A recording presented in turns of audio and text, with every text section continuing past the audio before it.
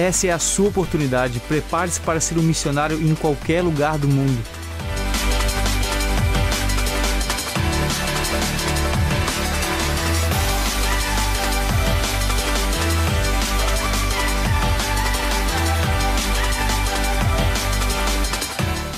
Escola de Missões Online, sua oportunidade de encontrar as ferramentas necessárias para a missão. Com cursos em 3 idiomas e palestrantes de todo o mundo, tudo isso totalmente grátis. Viva essa experiência sem importar onde e seja um voluntário em qualquer parte do mundo. Escola de Missões, sua viagem começa aqui. Olá, sejam muito bem-vindos à nossa aula número 7 aqui na Escola de Missões.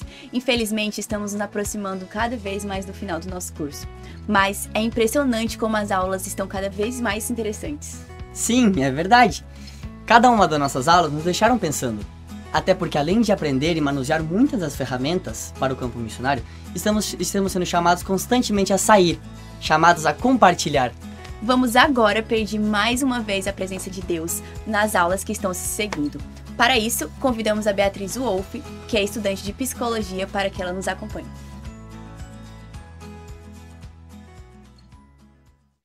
Querido Deus, muito obrigado pela oportunidade que nós temos de aprender mais sobre como te servir na nossa cidade ou também em diferentes culturas. Te peço que o Senhor esteja com cada um que for assistir a aula hoje, que possamos aprender muito sobre budismo, sobre maneira de nos aproximar dessa cultura e de como alcançar pessoas para Ti. Abençoe cada um aqui, assim também como os planos que temos de sair como missionários voluntários. Em nome de Jesus, amém. Obrigado, Bia, por nos acompanhar nesta oração. Neste momento, vamos repetir alguns anúncios importantes, então preste muita atenção. Lembre-se que deve realizar as provas de cada aula, para que assim, ao finalizar o curso, possam receber o seu certificado. No exame de hoje vão cair os capítulos 18 e 19 do nosso livro Passaporte para a Missão, mais as perguntas da aula de hoje. Então preste muita atenção e, é claro, desfrute. Vamos relembrar também que antes de qualquer consulta, não hesite em nos inscrever por Telegram ou também por nossas redes sociais, como Facebook ou Instagram. Lembre-se também que se te interessou alguns dos chamados missionários que foram apresentados aqui, você também pode nos escrever e perguntar por meio das redes sociais. E hoje, nosso missionário nos contará um pouco da sua experiência como voluntário em Quito, no Equador. Seu nome é Kevin Wolff, ele é estudante daqui da universidade e parou seus estudos para dedicar-se ao serviço de Deus. E pelo visto, ele também é familiar de quem nos acompanhou na oração de hoje, não é? Sim, ela é a irmã. Está aqui na UAP terminando a sua carreira e com certeza logo logo vai seguir os passos do irmão no campo missionário. Bom, sem mais delongas, vamos com Kevin.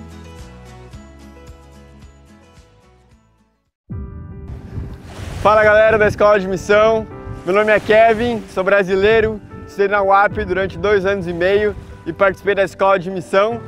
E hoje, esse ano, eu estou servindo como missionário voluntário em Quito, no Equador. Nesse momento estou em Galápagos, preparando uma série de vídeos sobre a natureza e sobre a maravilhosa criação de Deus. Meu trabalho aqui na Missão Equatoriana do Norte é a produção de conteúdo para a internet e redes sociais, especialmente artes para a página do Facebook, diferentes vídeos como esse projeto que eu estou realizando agora. Eu também ajudo e apoio nas diferentes transmissões que hacemos, eventos, cobertura de eventos, fotos, toda a parte que é o audiovisual. Minha dica para você que está fazendo a Escola de Missão é dedicar ao tudo que eles ensinam para vocês. Leia o livro Passaporte para a Missão, ele traz muito conteúdo muito bom, muito bem preparado e trate de se desenvolver em diferentes áreas da sua vida, porque você não sabe o que o campo missionário vai te pedir. Às vezes você pode se inscrever para um trabalho e muitas outras coisas vão aparecer, muitos outros projetos que você vai estar disposto a participar. E quanto mais coisas você souber, puder e estiver disposto a fazer, melhor ainda. Um grande abraço e Deus abençoe vocês. Muito obrigado, Kevin. por compartilhar um pouco de sua experiência e por nos animar a terminar o curso e prontamente colocar todo esse conhecimento em prática a serviço de Deus. Depois deste lindo testemunho, vamos agora continuar com a parte central desse curso, que é a nossa aula de hoje sobre budismo. Esse é um tema interessante e também é muito importante, até porque você não sabe se será levado para uma cultura ou região com esse tipo de crença. Claro, temos que nos preparar, e quem vai nos ajudar com isso hoje é o pastor Yuri Gramacho, que será o nosso professor. O pastor Yuri Gramacho trabalhou como capelão, pastor de distrito e departamental de jovens pela Associação Baiana no Brasil. Por 5 anos, serviu junto com sua família como missionários na Mongólia. Foi professor em Saltifadiba, na Bahia, e coordenou o Instituto de Missões e o crescimento da igreja dentro do mesmo seminário. Atualmente receberam um chamado para coordenar um projeto da Associação Geral, chamado de Missão em Tóquio, destinado a plantar igrejas na capital japonesa. O pastor Yuri tem maestria em teologia bíblica com ênfase em hermenêutica no Saltifadiba e é candidato a doutorado em missiologia e estudos interculturais, com ênfase em religiões do mundo, do Instituto Internacional Adventista de Estudos Avançados nas Filipinas. Pastor Yuri, o tempo é todo seu. Olá, amigos da Escola de Missões, todos os alunos da UAP e também demais alunos que estão aí ao redor do mundo. É um prazer poder compartilhar com vocês um pouquinho da nossa experiência em relação ao budismo. Eu tive a oportunidade de trabalhar por um bom tempo na Ásia e circular também, viajar em alguns países budistas e atualmente também trabalho como missionário em um país predominantemente budista. Eu quero, nesses poucos minutos, compartilhar com você aquilo que é a essência do budismo. Se é que a gente pode falar de budismo no singular. A gente vai perceber hoje aqui que, na realidade, quando nós falamos de budismo, nós estamos falando de um mundo budista. Porque existe uma diversidade quando se trata de budismo. E é isso que eu gostaria hoje de apresentar para vocês. Quebrar alguns paradigmas, alguns estereótipos que, porventura, nós tenhamos e poder se aprofundar um pouco mais nesse mundo diferente, estranho para alguns, mas, ao mesmo tempo, fascinante e fundamental se nós, de fato, quisermos cumprir a missão de Deus, a missão que Deus nos confiou, que é de pregar o evangelho a toda tribo, povo, língua e nação. E o mundo budista, sem dúvida alguma, é um dos grandes desafios missionários que nós temos nos dias de hoje. A minha família, como eu disse, teve a oportunidade de trabalhar na Ásia. Por 5 anos trabalhamos na Mongólia, diretamente com budistas ali na Mongólia. Esse foi o meu primeiro encontro mais próximo, de fato, com o mundo budista real. Eu estava ali no monastério, o principal monastério da Mongólia, que fica na capital da Mongólia, em Ulaanbaatar. E eu tive a oportunidade de visitar esse monastério diversas vezes, e essa foi a primeira vez que eu fui a esse monastério, e tive literalmente esse encontro que para mim foi não só marcante, como simbólico. O encontro de 2 grandes tradições religiosas representadas por esses 2 religiosos.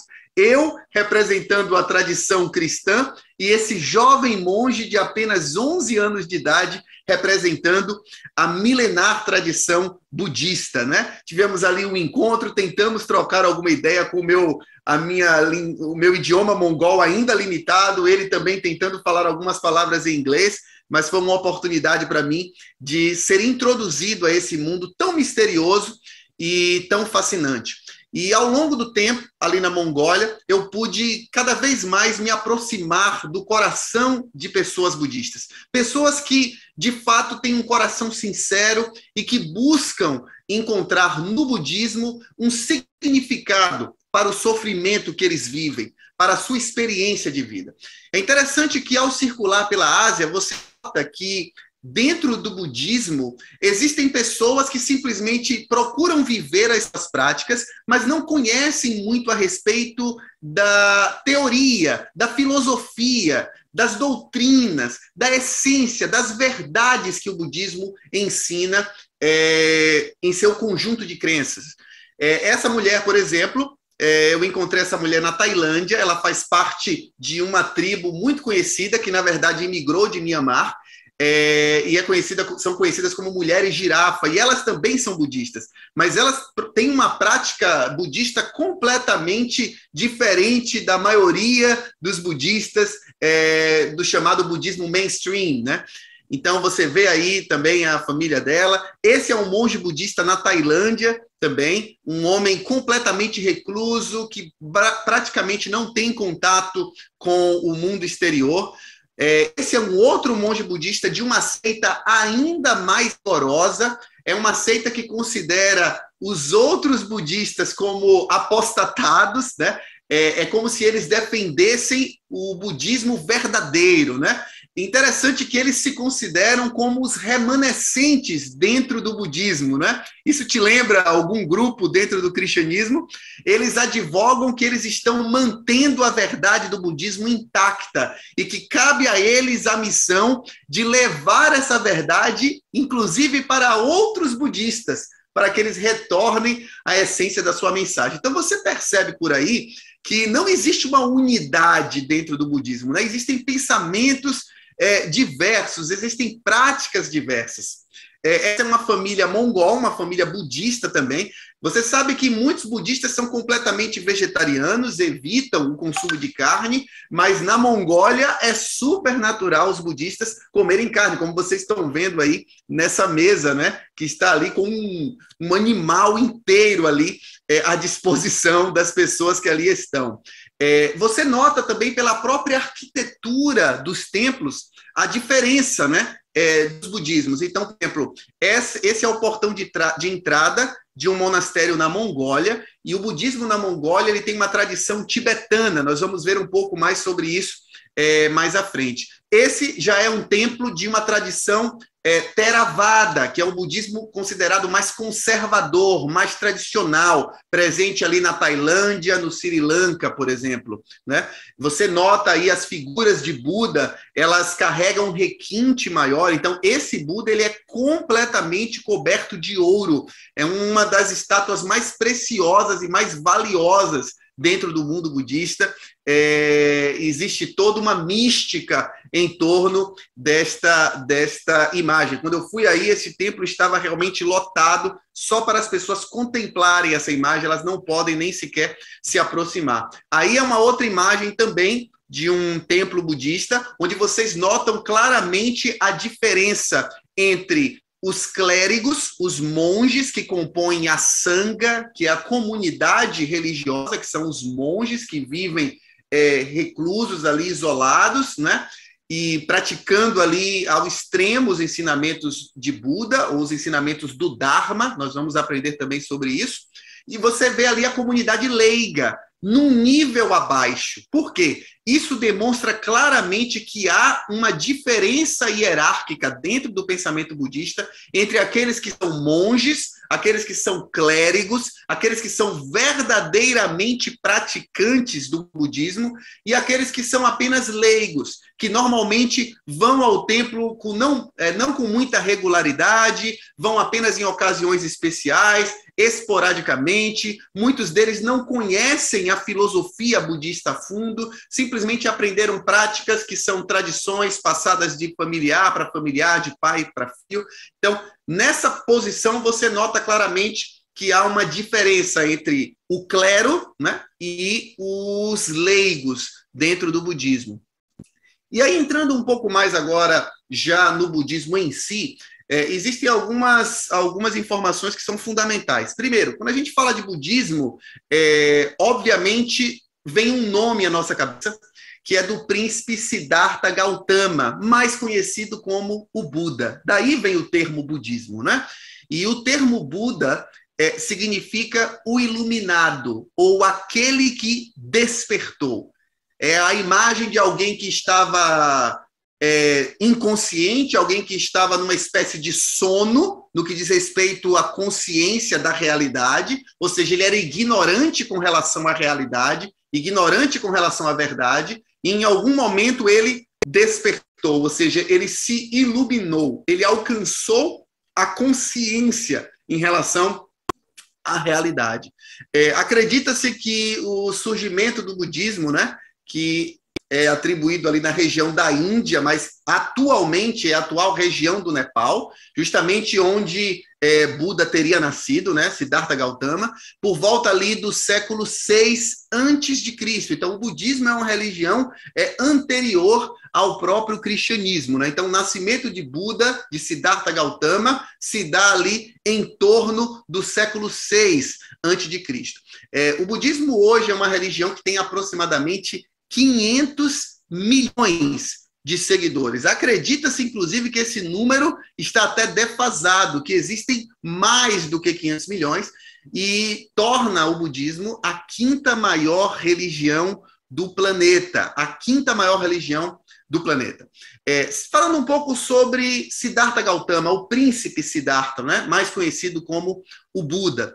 Então, primeiramente, existem muitas versões em relação à história de vida de Buda, ok? O que é natural.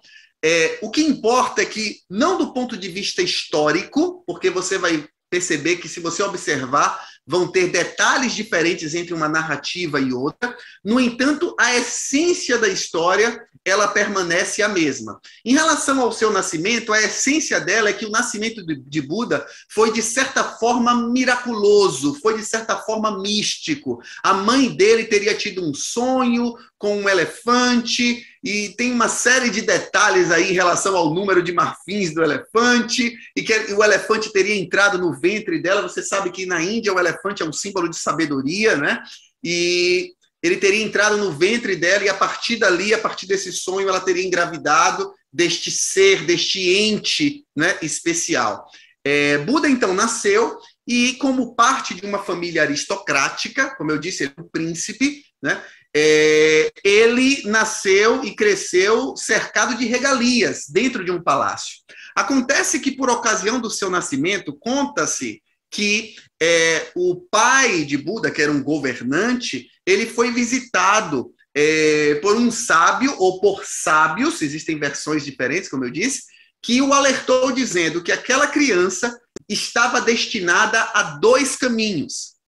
O primeiro caminho era ele se tornar um grande governante, um poderoso governante, sucedendo o seu pai.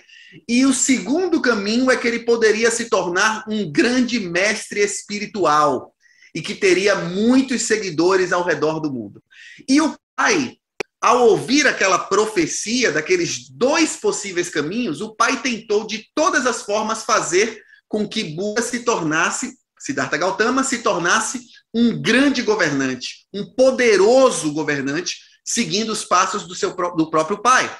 E ele conta-se a história que ele cercou Buda com prazeres mundanos, com luxo. Ele tinha tudo o que ele queria ali dentro daquele palácio. Ou seja, o mundo dele se resumia àquele espaço dentro do palácio. Segundo a história, Siddhartha Gautama não conhecia nada além dos muros do palácio. No entanto, um certo dia ou uma certa noite, ele teria sido convidado para sair do palácio junto com um dos seus servos. E conta-se que ele, ao sair ali, né, numa carruagem, escondido dos seus pais, do seu pai, ele teria tido ali algumas visões. E quando eu falo visões, não são visões proféticas, espirituais, não. Visões no sentido de que ele testemunhou algo. Em inglês se diz the four passing sights. Então, enquanto ele caminhava, enquanto ele seguia ali na carruagem pela cidade, ele observou 4 cenas que chamaram muita atenção, que o impactaram e que mudou completamente a maneira que ele via o mundo. E, obviamente, mudou a sua vida. E essas 4 visões, em resumo ali, né, foi um homem doente, né, um homem velho, um homem morto e um andarilho, um homem santo. Essas foram as 4 visões que ele teve, né? Uma pessoa velha e que chamou a atenção. Ele olhou para aquela pessoa e ele perguntou, mas o que é isso? E o seu servo, seu amigo, disse assim para ele, isso é um homem velho. Ele nem sabia que ele era um ser humano. Ele falou, o que é isso? Isso é um homem velho. Isso acontece com todo ser humano, todos envelhecem. e ele só conhecia a juventude, a plenitude. Segunda visão, ele viu um homem doente, né? Alguns falam também que era uma mulher doente, enfim. Mas, como eu disse, não importa o detalhe. Ele viu uma pessoa doente carregada numa maca, não andava, e ele perguntou, o que é aquilo? E o seu servo, seu amigo, disse, olha, aquilo é uma pessoa doente. A doença acontece com todos os seres humanos. E ele também ficou chocado com aquilo. E depois ele viu um corpo, um cadáver, já sem cor, já sem vida. E ele falou, mas o que é aquilo? E a pessoa que estava o acompanhando disse, aquilo é um homem morto, aquilo é um cadáver. Isso é a morte, Siddhartha. E isso acontece com todos os seres humanos. E Siddhartha Gautama ficou chocado com aquilo ao imaginar que ele também passaria por aquela experiência humana. Até então ele não sabia, ele só entendia a vida como um conjunto de prazeres, de alegria, de plenitude. E ele se chocou com aquilo, ele se desesperou, até que ele teve a quarta visão, e essa visão trouxe esperança ao coração de Siddhartha Gautama. Ele viu um homem, um andarilho, um homem santo, né, como se diz ali na região da Índia, um yogi. E ao ver aquele homem santo, ele percebeu que aquele homem estava em paz, que aquele homem estava tranquilo, mesmo diante dessa realidade. E aquilo inspirou o Buda a encontrar aquela mesma paz, aquela mesma atitude de vida que aquele homem tinha. Aquilo trouxe esperança. Foi aí que Buda, então, começou a perseguir a verdade, né? Tal qual ele compreendia. Na verdade, ele queria encontrá-la. E ele chegou a uma conclusão. Basicamente, ele chegou à conclusão que ele precisava fugir dos extremos. Tanto fugir de uma vida completamente dedicada aos prazeres mundanos, quanto fugir de uma vida completamente ascética, que se refugiava da vida, que se refugiava das coisas do mundo, que vivia isolado num mosteiro, ou fazendo jejuns, né? Ou práticas de mortificação corporal, que eram muito comuns também naquela época. Ele vivenciou essas duas realidades, ele tentou as duas, e ele viu que nenhuma das duas trazia verdadeira paz. Nenhum dos dois extremos trazia verdadeira tranquilidade, verdadeira consciência, verdadeira plenitude, que era o que ele estava buscando. E ao fugir dos extremos, Buda, então, decidiu seguir o caminho do meio. E assim o budismo é conhecido, como o caminho do meio, ou seja, a busca por um equilíbrio, né, em torno da jornada pela verdade. E durante este processo, num determinado momento, Buda assentou-se debaixo de uma árvore que ficou conhecida como a The Bodhi Tree, né, a árvore da iluminação, né? Até hoje existe esse local ali no atual Nepal. E ele decidiu que ele se assentaria à sombra daquela árvore e ele não levantaria enquanto ele não descobrisse a verdade. E conta-se que ali, ele, após passar uma série de experiências de meditação, ele teve, então, o seu despertar. Ou seja, ele alcançou o chamado nirvana, ele despertou, ele se tornou o iluminado, ou seja, ele tornou-se o Buda a partir daí. Mas o que é que significa ser um budista? Vamos agora passar aqui para a parte mais filosófica, doutrinária do budismo, né? Primeiro, é importante você entender que o budismo ele tem as chamadas 3 joias, ou os 3 refúgios. E é como se fosse uma espécie de credo dos budistas. São 3, as 3 joias, os 3 refúgios. Quais são? Buda, o Dharma e a Sangha. O Buda, o Dharma e a Sangha são os 3 refúgios. Então, o budista, normalmente, ele diz o seguinte: eu tomo refúgio no Buda, e esse Buda pode ser tanto o personagem histórico Siddhartha Gautama, como a própria natureza búdica. Ou seja, não necessariamente o príncipe Siddhartha Gautama que se tornou o Buda histórico, mas a essência do que significa ser um Buda, né? Porque existiram outros Budas, segundo a crença budista. Siddhartha Gautama teria sido simplesmente o primeiro e aquele que apresentou, né, a sua própria experiência de como alcançar a iluminação. Então, eu tomo refúgio no Buda, eu tomo refúgio no Dharma. O que seria o Dharma? O Dharma são os ensinos do Buda. São os ensinos. E eu tomo refúgio na Sangha. A Sangha é a comunidade religiosa, são os monges, os clérigos do budismo. Então, essas 3 coisas, o Buda, o Dharma e a Sangha, são consideradas as 3 joias ou os 3 refúgios do budista. São essas 3 coisas que realmente os budistas depositam ali a sua confiança. Essa parte agora fala sobre as 4 nobres verdades. E isso aqui é o centro da crença budista, as 4 nobres verdades. Mas, por incrível que pareça, é possível de você encontrar alguns budistas e se você perguntar para ele quais são as 4 nobres verdades do budismo, é possível que alguns deles não saberão te dar a resposta. Como eu disse, existe o chamado budismo popular, né? Folk Buddhism. Então, as pessoas simplesmente seguem práticas tradicionais e muitas delas nunca sequer ouviram falar da filosofia do budismo, das doutrinas, do ensino budista, como nós estamos trabalhando aqui. Mas para nós, missionários, que teremos contato com budistas, é importante a gente entender a fundo isso, porque mesmo que eles não tenham plena consciência dessas 4 verdades, desta forma que nós vamos apresentar, de certa forma, as suas práticas de vida, a sua cosmovisão reflete isso através de suas práticas, das suas tradições, né, diárias ali que eles realizam. Então, a primeira nobre verdade, chamada de dukkha, é a realidade do sofrimento. O termo sofrimento, ou dukkha, é o principal termo para o budismo. Então, em resumo, essa primeira nobre verdade diz que a vida é sofrimento. A vida é sofrimento. Essa é a primeira nobre verdade. A realidade do sofrimento. A segunda nobre verdade é chamada de samudaya, que fala sobre a origem do sofrimento. E diz o seguinte, que a origem, ou melhor, o sofrimento é fruto do desejo.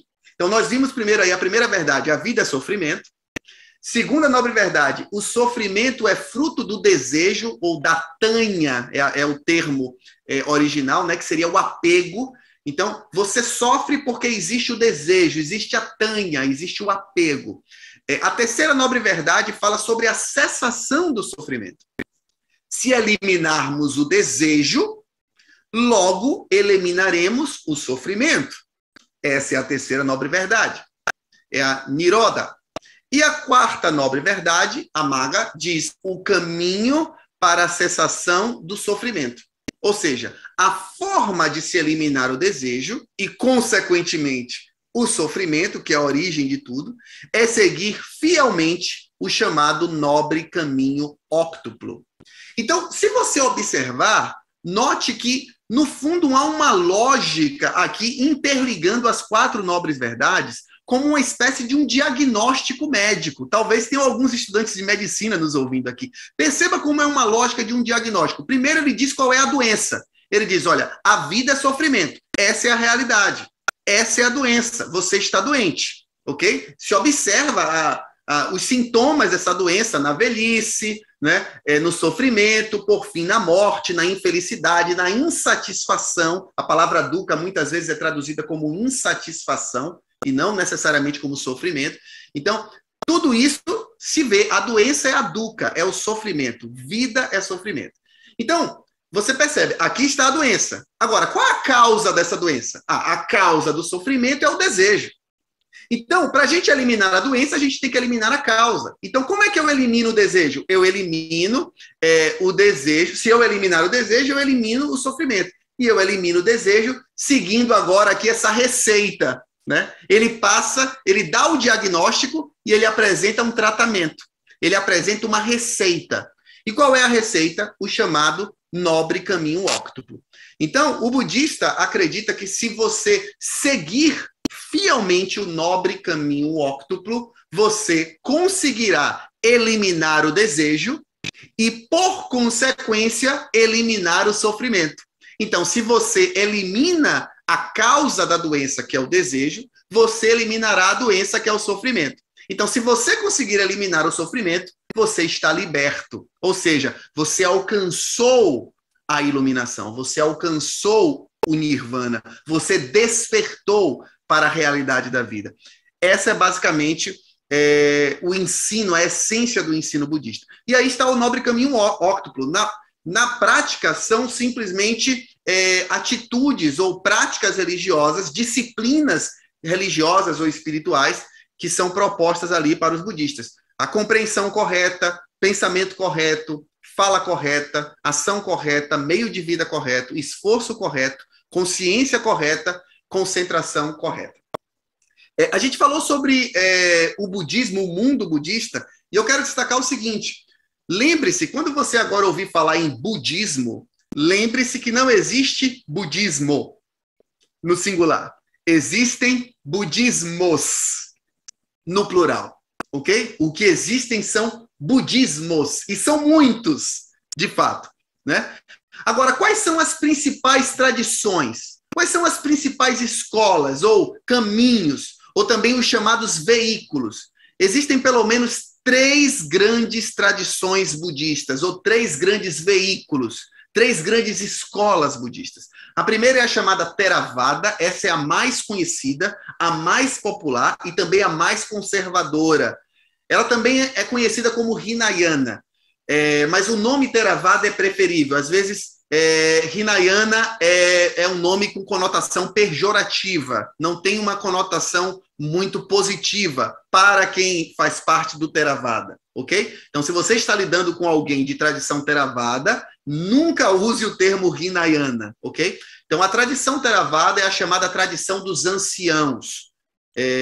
Os adeptos da Theravada consideram que esta é aquela que mantém os princípios realmente de Buda intactos, né? Que não foi contaminada por ideias estrangeiras, enfim. Então, ela é a mais conservadora, ela tem uma ênfase muito grande na vida monástica, ou seja, na sangha, né? Nos monges, no clero. É como se o budista verdadeiro mesmo é o monge, né? E os demais leigos, na verdade, ainda estão num processo.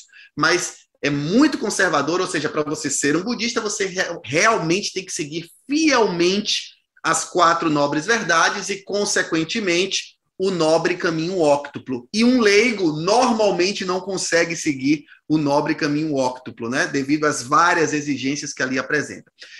A escola Theravada, ela tem o chamado Cânone Pali, conhecido ali, né? As escrituras do budismo Theravada são chamadas de Triptaka, que significa literalmente os 3 cestos, né? Porque cada um deles trata de um ponto específico ali do budismo, que nós não teremos, obviamente, hoje tempo para entrar em detalhes. Então, nós temos a Theravada muito presente na Tailândia, no Sri Lanka, como eu já comentei aqui. O segundo grande veículo, a segunda grande escola, a segunda grande tradição budista é a tradição Mahayana. Essa muito presente aqui no Japão, onde eu estou atualmente, né?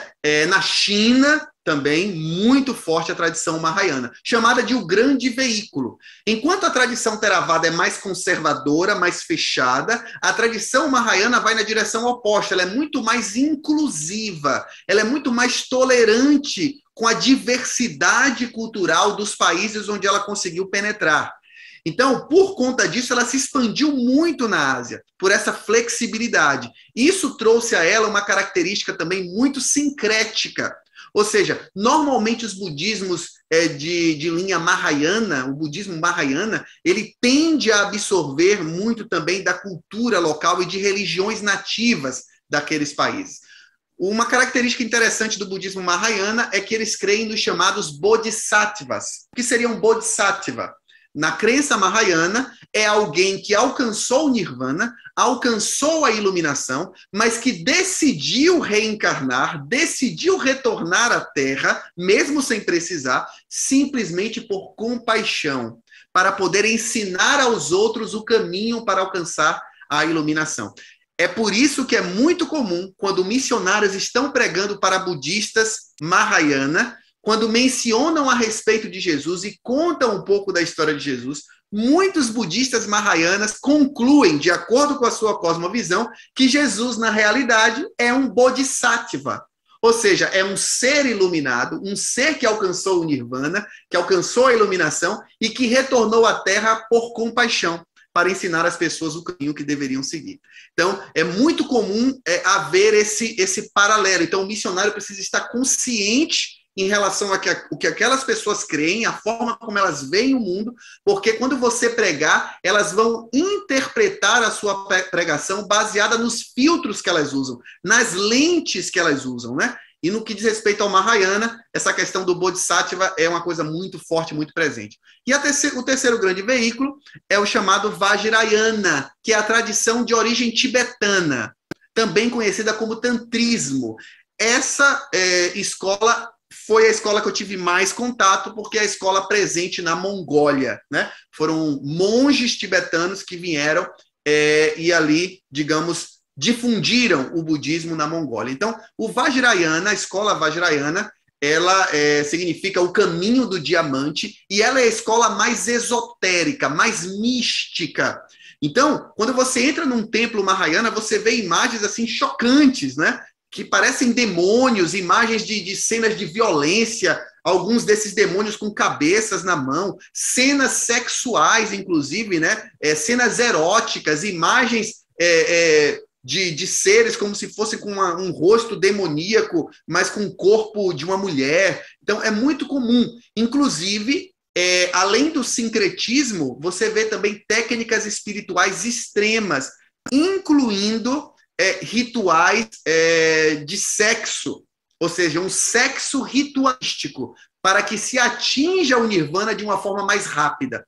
Então, enquanto o budismo Theravada acredita que é impossível atingir o nirvana em uma única vida, o budismo Vajrayana acredita que você consegue hackear o nirvana, ou seja, você consegue buscar atalhos usando essas técnicas espirituais extremas para alcançar o nirvana naquela mesma vida. Então, essa é uma característica do Vajrayana, tá? Então, alguns locais aí muito comuns do budismo, né, onde o budismo é muito forte, na Índia, na Tailândia, no Sri Lanka, em Burma. Agora, a Índia é interessante, o budismo surgiu lá, mas o hinduísmo hoje predomina, né? Mas, obviamente, continua na Índia, Tailândia, Sri Lanka, Burma, Laos, Camboja, Vietnã, China, Japão, Coreia, Tibete, Nepal, Butão, Mongólia, e hoje em dia, claro, devido à globalização, muitas pessoas no Ocidente estão muito interessadas pela filosofia e pelas tradições budistas, né, mais relacionadas a esoterismo e coisas desse tipo. Já caminhando aí mais para o final, alguns outros conceitos importantes do budismo. Primeira coisa, quando a gente chama o budismo de religião, existe uma grande controvérsia, porque normalmente quando a gente fala de religião, a gente imagina uma divindade ou divindades, né? A gente imagina em algo monoteísta ou a gente imagina algo politeísta ou então panteísta. O budismo não é nada disso, porque no budismo não existe uma divindade, pelo menos na filosofia budista, né? Na forma como ela foi desenvolvida ali no Dharma, ou seja, nos ensinos de Buda, não havia divindade. Ou seja, o budismo é uma religião não teísta. Eu não considero o budismo uma religião ateia, como alguns classificam. Não, porque o ateísmo é quando alguém afirma que Deus não existe. O budismo não afirma que Deus não existe. O budismo simplesmente não trata da questão de Deus. Ou seja, Deus não é uma questão, não é uma pergunta, não é um problema para o budismo. Então, simplesmente não é tratado. Então, por isso o budismo é considerado uma religião não teísta. Seria muito mais próxima do agnosticismo do que do ateísmo. Ou seja, ele nem afirma que Deus existe, mas, por outro lado, ele também não nega que... ele não afirma que Deus não existe, né? Então, é uma religião não teísta. E isso se dá principalmente ao contexto quando o budismo nasceu. O budismo, como nasceu na região da Índia, atual Nepal, as tradições hindus ali envolviam muitas divindades. Então, basicamente, o ensino de Siddhartha Gautama, o ensino de Buda, foi uma espécie de reação ao hinduísmo. Então, ele foi para o outro extremo. Enquanto o hinduísmo tinha literalmente, né, alguns acreditam, 33 milhões de deuses, o budismo veio e diz assim, olha, é uma religião sem Deus. Então, ele vai para o outro extremo, completamente distinto, né? Então, é como se o budismo estivesse para o hinduísmo, assim como a reforma protestante estava para o catolicismo, ou seja, foi uma espécie de reação, né? Não só religiosa, mas também de ordem social, tá? Outro conceito importante é a samsara, né? A samsara, basicamente, é o conceito de reencarnação, é a ideia de um ciclo infinito de nascimento, morte e renascimento. Ou seja, para um budista, a vida é uma prisão. Você está preso nesse ciclo, né? É como se a pessoa não conseguisse escapar dele. E o que é que te prende a ele? É justamente o desejo. Então, enquanto você se mantém apegado às coisas do mundo, você se mantém preso a samsara. Você continua nascendo, morrendo, renascendo, crescendo, envelhecendo, morrendo. E você está preso naquele ciclo de sofrimento. Então, lembre-se, vida para um budista é sofrimento. Então, ele não quer viver. O que é que o budista quer? Ele quer escapar da samsara.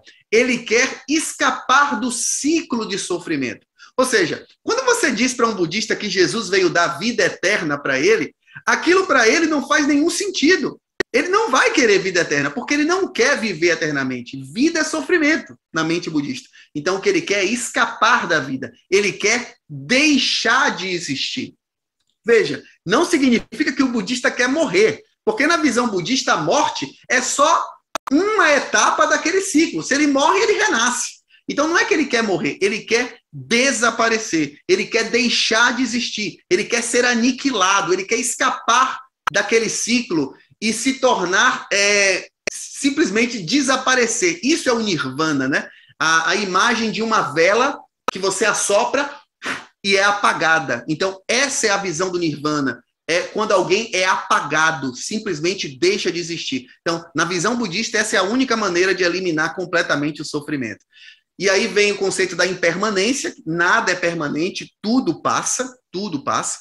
Daí o sofrimento, você se apega e quando você perde aquilo, você sofre porque você não tem mais aquilo. E muitas vezes você quer algo e não consegue. Então, essa sensação de impermanência é o que gera também muito do sofrimento. Você tem o conceito do anatta ou anatman, que é o contrário de atman, que é alma, é o conceito do não eu.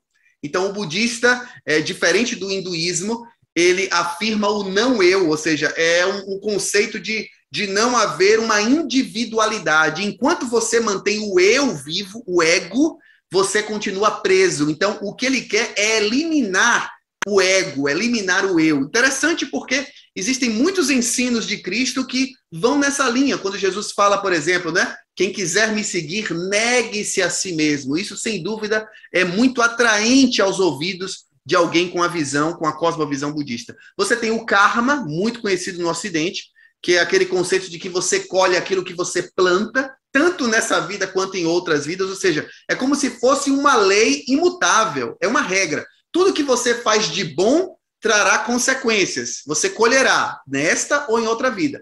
Tudo que você faz de mal, você também colherá frutos nesta ou em outra vida. Ou seja, sempre você ou vai receber o benefício ou vai ter que pagar o prejuízo das suas ações. Então, o karma na visão budista é algo inevitável. Por isso que, para alguns budistas, se você apresentar Jesus logo de cara, sofrendo e morrendo na cruz, na cabeça de um budista, Jesus jamais poderia ser uma pessoa boa. Porque na cabeça de um budista, se ele está morrendo e sofrendo daquela forma, é porque certamente ele tem um karma ruim.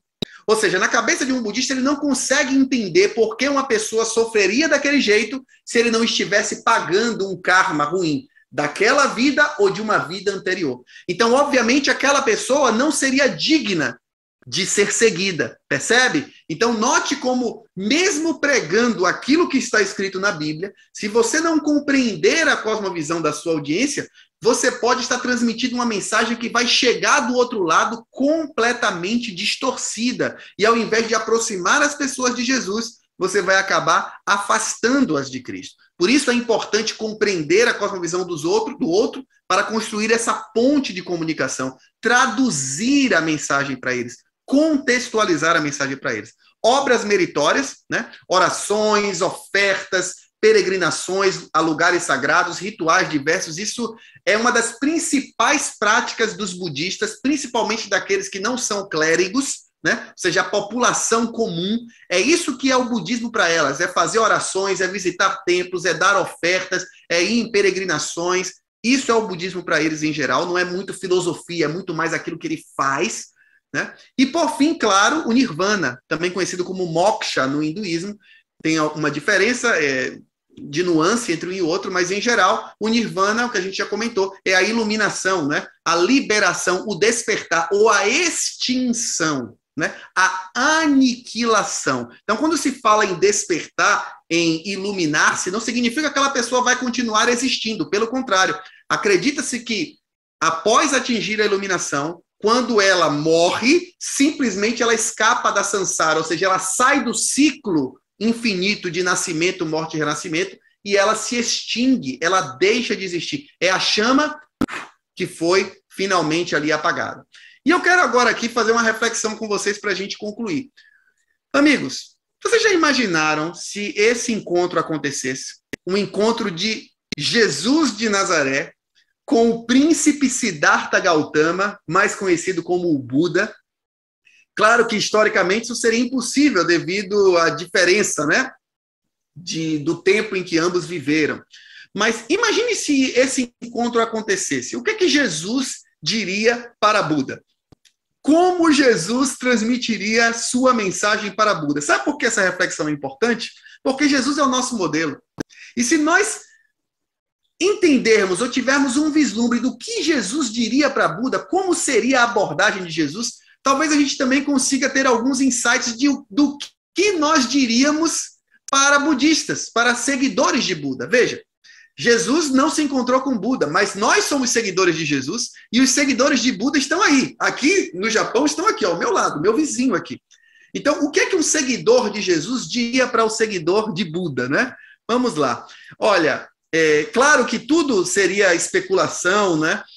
Tudo seria muito teórico e a gente nunca teria a certeza. Mas uma coisa eu garanto para vocês, que Jesus primeiramente procuraria entender a visão de mundo de Buda. Jesus primeiro procuraria entender como Buda enxergava a realidade, como ele enxergava o mundo, quais são os filtros que ele usava para interpretar aquela realidade. E a partir daí, a partir do momento que Jesus compreendesse as lentes que Buda estivesse usando, certamente ele apresentaria a verdade de uma forma que Buda pudesse compreender dentro das lentes que ele estava usando. Foi isso que Jesus fez com os judeus. E é isso que Jesus faria com Buda, e é isso que nós precisamos fazer com os budistas hoje. Compreender aquilo que não está na superfície, aquilo que está lá no profundo, né?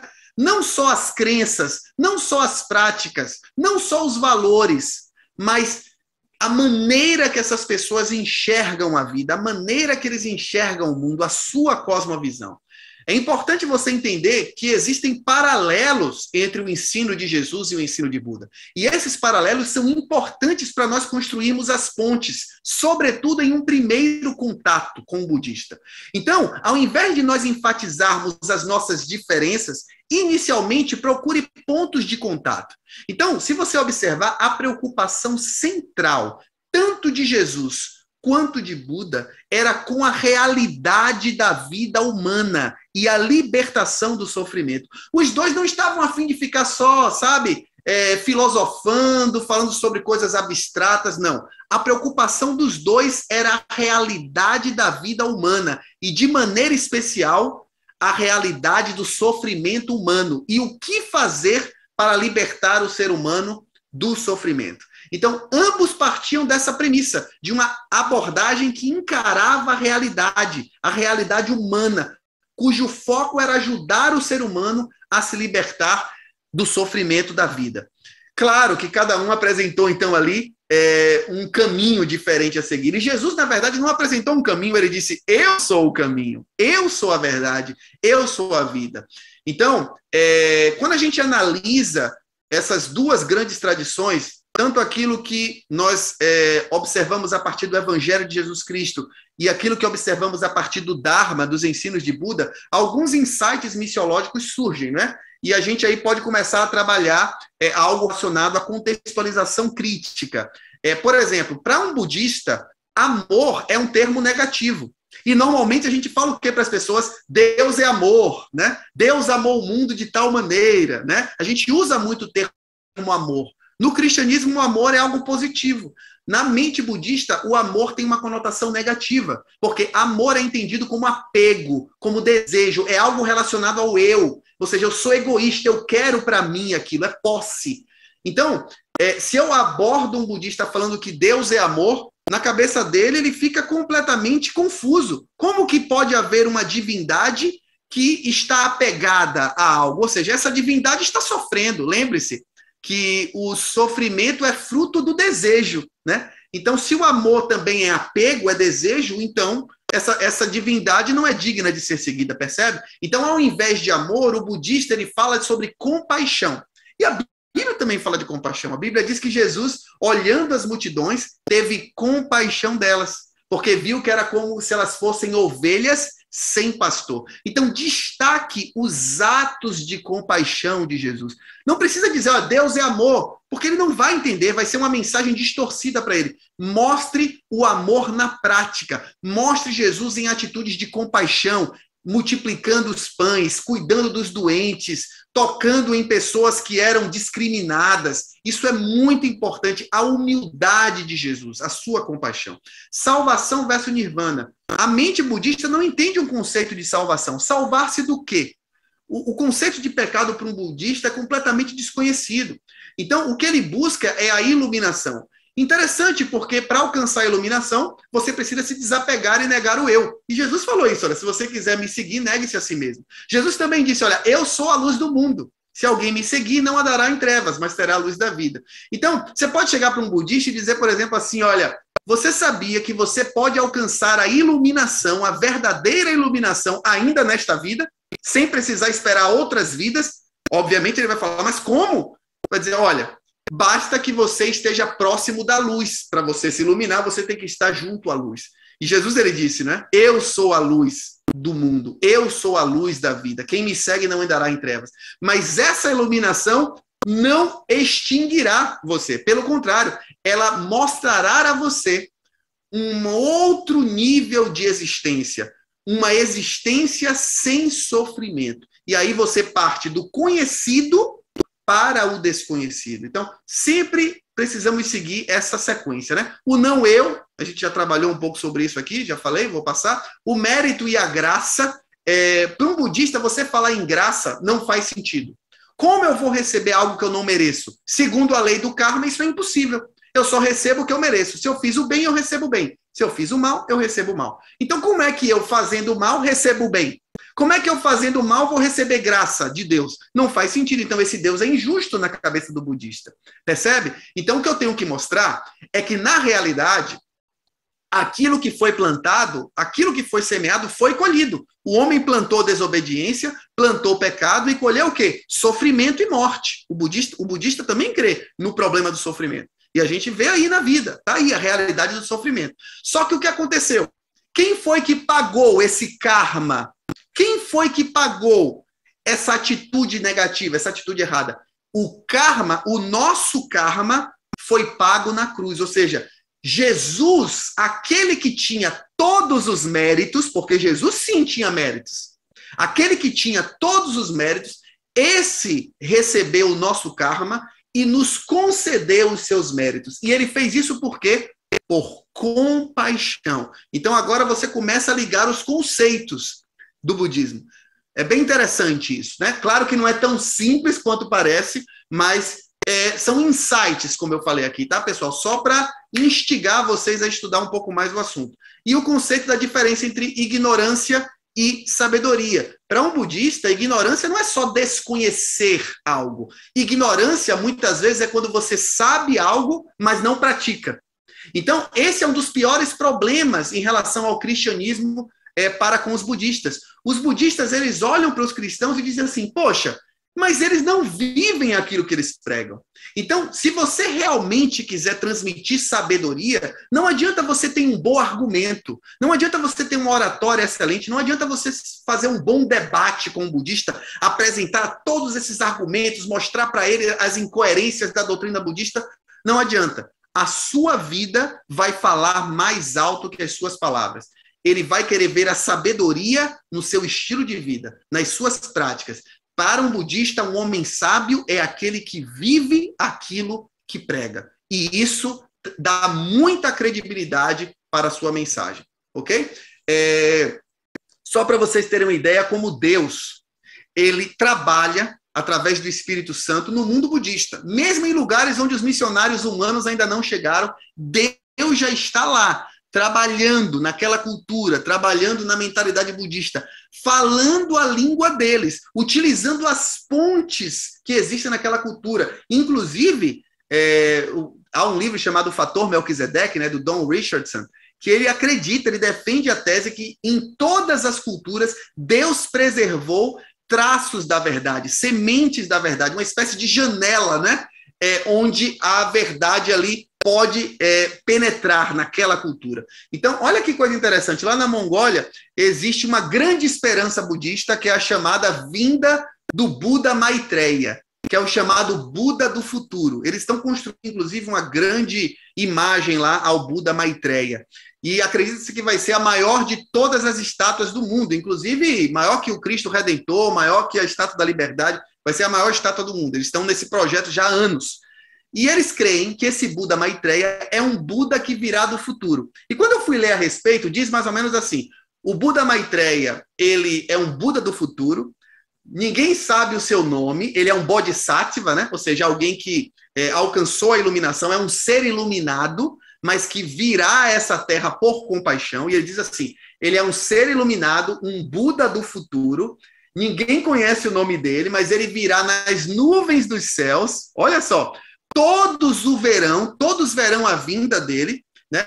E quando ele vier, ele vai mudar o estado atual das coisas, ou seja, iniciará um novo tempo na Terra, um tempo onde não haverá mais sofrimento, um tempo onde todas as pessoas alcançarão a libertação. Então, é muito interessante esse ensino, porque ele serve como base, como vocês estão vendo aí, olha, a fachada de uma igreja adventista na Tailândia, utilizando ali a imagem da volta de Jesus, inclusive com arte tailandesa, justamente meio que criando uma conexão com essa ideia de que um ser iluminado virá. Então, na Mongólia, eu me lembro que sempre eu puxava esse assunto e as pessoas ficavam muito interessadas. E eu dizia assim, olha, mas você sabia que a Bíblia também fala que um ser iluminado virá nos céus? Na verdade, ele não é só um ser iluminado, ele é a própria luz. E as pessoas ficavam, mas quem é ele? Quem é ele? E ali a gente apresentava a esperança da volta de Jesus. Amigos, eu não sei se vocês um dia terão a oportunidade de ir para algum país predominantemente budista e encontrar um monge como esse que eu encontrei. Eu não troquei uma palavra com esse homem, porque eu não falava tailandês, né? E não falo até hoje. Mas aconteceu uma experiência interessante comigo e ele. Ele estava fazendo seus rituais diante de uma imagem de Buda e eu estava observando. E ele se retirou, mas esqueceu suas sandálias. Mas sandálias velhas, esses homens não têm nada, ele só tem esse hobby, uma bolsa, normalmente uma vasilha onde ele pede comida na rua, né? Esmola, pedindo esmola ali, para que as pessoas coloquem comida, e um par de sandálias. Normalmente é tudo que esses homens têm na vida. Renunciaram a tudo. E aquele homem estava tão absorto, tão concentrado na sua meditação, nos seus rituais, na sua oração, que ele simplesmente esqueceu suas sandálias e foi embora, e deixou a sandália lá. Quando eu percebi aquilo, eu corri, peguei as sandálias, corri atrás dele, e simplesmente o saudei em tailandês, né? Swadikra, que era uma das únicas coisas que eu sabia falar, e falei, e fiz uma posição assim de humildade, reverência, e entreguei a sandália para ele. E ele ficou tão surpreso, tão chocado em ver um ocidental, né? Porque na cabeça de um budista, um ocidental é alguém materialista, é alguém egoísta, é alguém que não se preocupa com as pessoas. Infelizmente, isso se atrela ao próprio cristianismo. Então, quando ele me viu tendo aquela atitude, uma atitude de compaixão, aquilo chocou ele. Eu me lembro de ele me olhar surpreso, e ele então me cumprimentou, né? Fazendo o Y, que é essa posição, e se inclinou muito, como se estivesse cumprimentando alguém que também era um clérigo, ou seja, alguém de uma linhagem religiosa. Mesmo ele sabendo que eu não era um monge, né? Mesmo eu sendo careca como ele sabia que eu não era um monge, mas ele me cumprimentou como se eu fosse alguém religioso. Ou seja, ele entendeu aquela linguagem de alguma forma, percebe? Então, houve uma ponte construída. Mesmo que você não use palavras. Essa senhora, por exemplo, lá na Mongólia, nós a presenteamos com um caminhão de carvão. E nós apresentamos a palavra de Deus para ela. A primeira vez que ela ouviu falar de Jesus foi da minha boca. Primeira vez, com 81 anos, ela nunca tinha ouvido falar o nome de Jesus. Nunca. E ela ficava fascinada com a história, fascinada. Uma virgem que ficou grávida e ela abriu os olhos. Mas como isso é possível? E nós fomos contando passo a passo a linda história do Evangelho da salvação em Cristo. Em um determinado momento, nós presenteamos ela com um caminhão de carvão. A Mongólia é um dos países mais gelados do mundo. E aquele carvão aqueceu aquela mulher durante meses. E após algum tempo, ela decidiu se batizar. E no dia do batismo, o nome dela é Yandin. No dia do batismo, ela pediu para falar e ela disse assim, olha, há algum tempo atrás, vocês não me conheciam, mas mesmo assim, vocês foram na minha casa e me deram carvão. E aquele carvão aqueceu os meus ossos, ela disse assim, durante todo o inverno. E eu pude usar meu dinheiro para comprar comida. Pessoas pobres ou compram carvão ou compram comida no inverno. Ou passam frio ou passam fome. Mas naquele inverno, ela teve os dois. Porque a igreja, a comunidade se reuniu e fez essa doação. E ela disse, olha, aquele carvão aqueceu os meus ossos durante todo o inverno.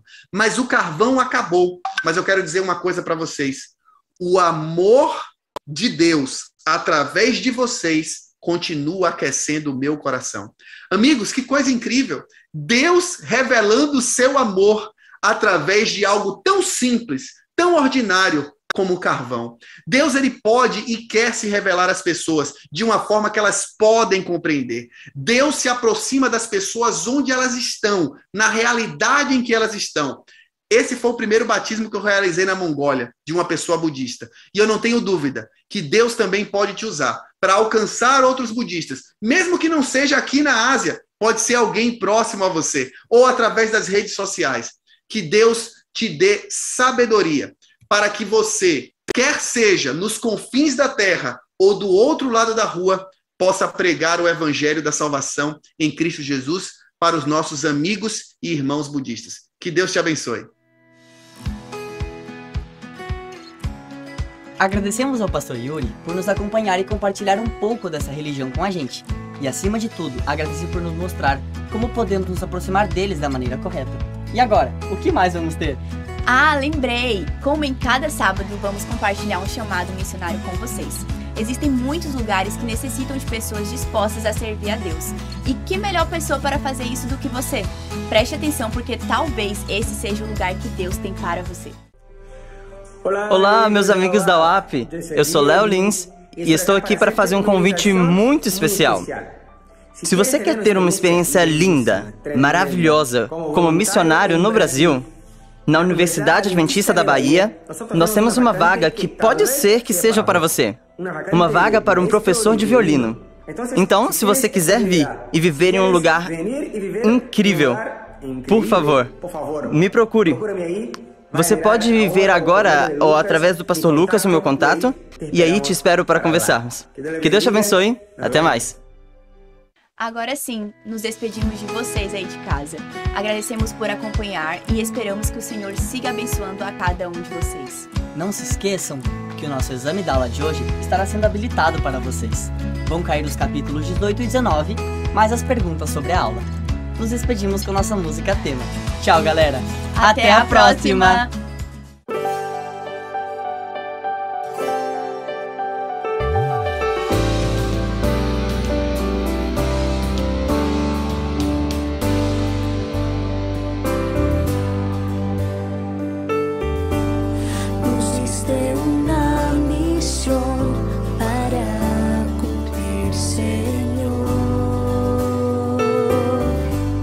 Llevar tu mensaje, anunciar que eres el Salvador.